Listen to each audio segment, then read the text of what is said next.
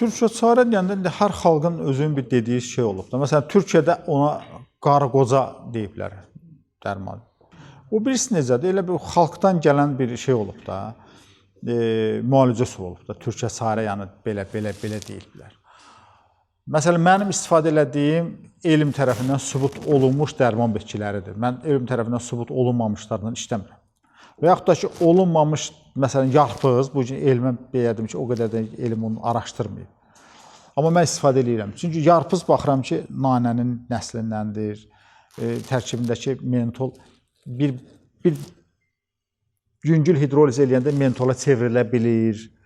Və yaxud da ki, zizifora var, tutalım. O da nanənin bir qismə elm tərəfindən daha dərin araşdırılmayıb.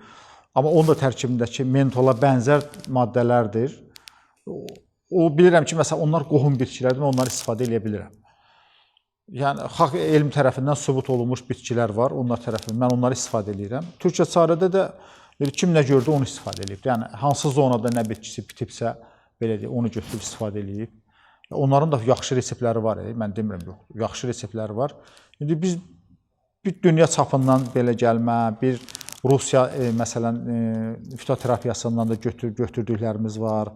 Türkiyədən də var, Avropadan, Amerikadan da var, özümüzdən də var və ən əsası da bizim dinimizdə. Mən məsələn ən çox daha istifadə edirəm, bizim dinimizdə olan bitkilərindən çox istifadə edirəm. O da ki, həqiqətən də gözəl, məsələn, qarazirəni mən demək olar hər xəstəmə yazıram.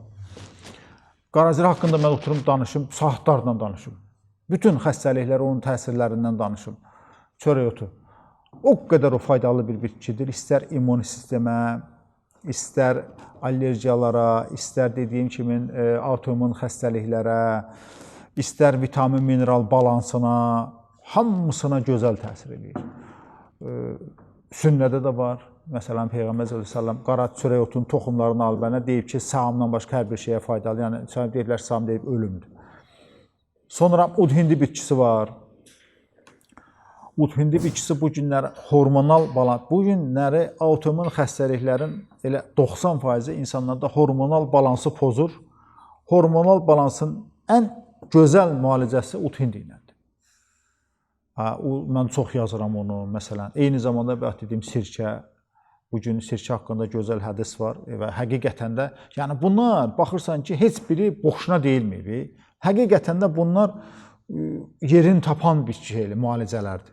Sonra ac qalmaq, məsələn, Peyğəmbərimiz s.ə.v ac deyib ki, xəstəliklərin başı mədədirsə, müalicəsi pəhrizdir.